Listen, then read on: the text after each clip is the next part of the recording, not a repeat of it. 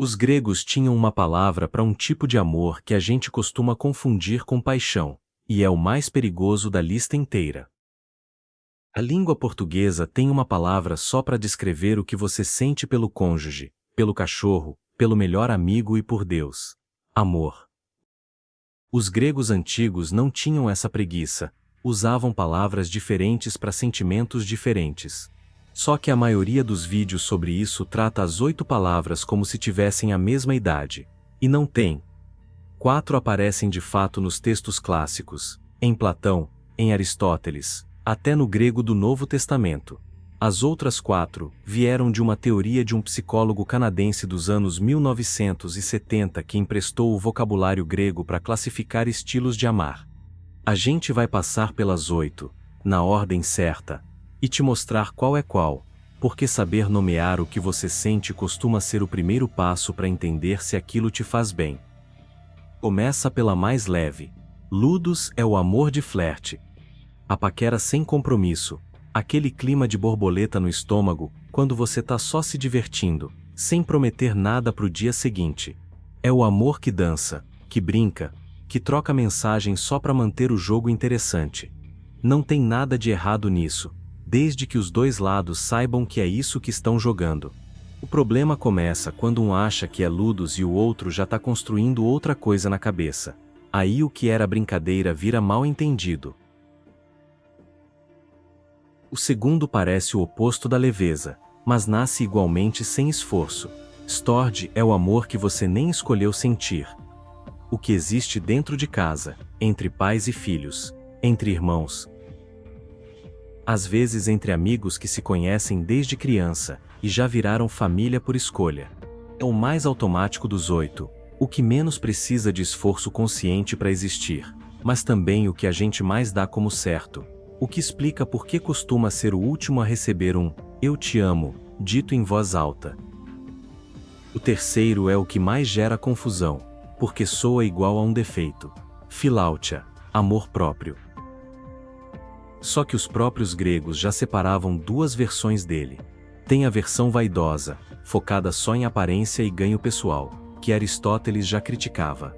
E tem a versão saudável, a que te permite cuidar de si mesmo o suficiente para sobrar amor para os outros, porque ninguém dá do que não tem guardado. A ironia é que boa parte dos problemas nos outros 7 tipos dessa lista nasce, direta ou indiretamente, de um déficit nessa terceira palavra. O quarto era, para muitos filósofos gregos, o mais nobre de todos, mais até que o próximo da lista. Philia, o amor entre iguais. A amizade profunda que envolve lealdade, cumplicidade, o tipo de vínculo em que você compartilha vitória e fracasso sem cobrar nada em troca. Aristóteles escreveu páginas inteiras sobre isso e defendia que philia entre bons amigos era mais estável que o próximo item da lista, porque não dependia de aparência nem de sorte, dependia de caráter. É por isso que amizades verdadeiras costumam durar mais que romances, mesmo quando ninguém planeja assim. Antes de continuar, comenta aqui embaixo qual desses 4 primeiros mais parece com o que você está vivendo agora: o flerte gostoso do Ludus, o conforto automático do Storge, o trabalho silencioso da Philautia, ou a lealdade da Philia. Segura essa resposta, porque os próximos 4 pesam mais. O quinto é o amor que sobrevive ao tempo justamente por não depender de emoção o tempo inteiro. Pragma, o amor racional, realista, o que sustenta casais de décadas. Não é frieza, é maturidade, a decisão consciente de escolher o outro todo dia, mesmo nos dias sem nenhuma borboleta no estômago. É paciência, é compromisso, é entender que amor duradouro se constrói mais na rotina do que no momento em que ele nasce.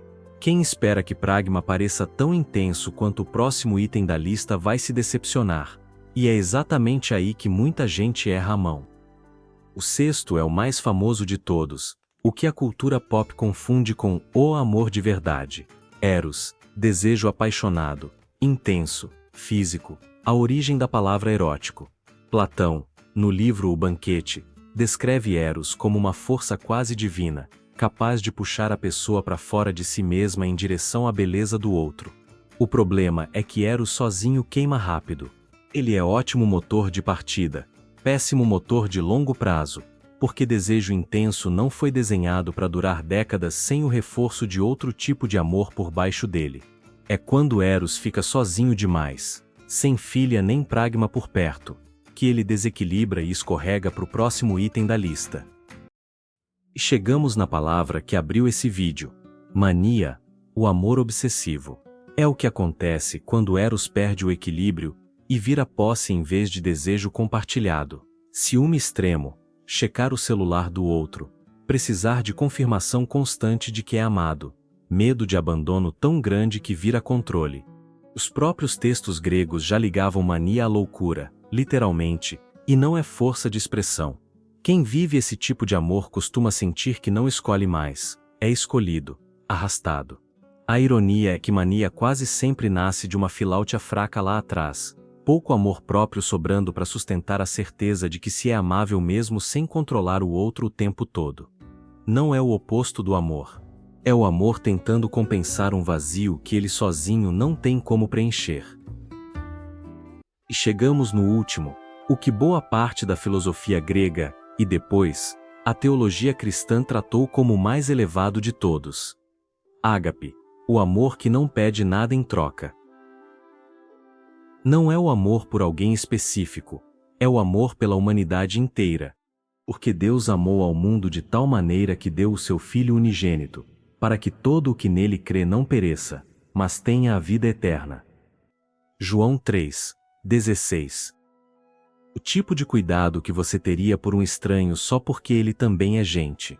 É o amor por trás de quem doa sangue sem saber para quem vai, de quem ajuda um desconhecido na rua sem esperar reconhecimento ou sem filmar a cena, de pai e mãe que amam o filho mesmo nos dias em que ele não merece nada daquilo. Dos 8 tipos dessa lista, ágape é o único que não depende de reciprocidade para existir, e talvez seja por isso que os antigos o colocaram no topo. É o único amor que sobra depois que todos os outros 7 já deram tudo o que tinham para dar. Deixe teu comentário. Qual dessas 8 palavras você só descobriu hoje que existia? E qual delas descreve melhor a relação mais importante da tua vida agora? Qual deles você já experimentou ou sentiu?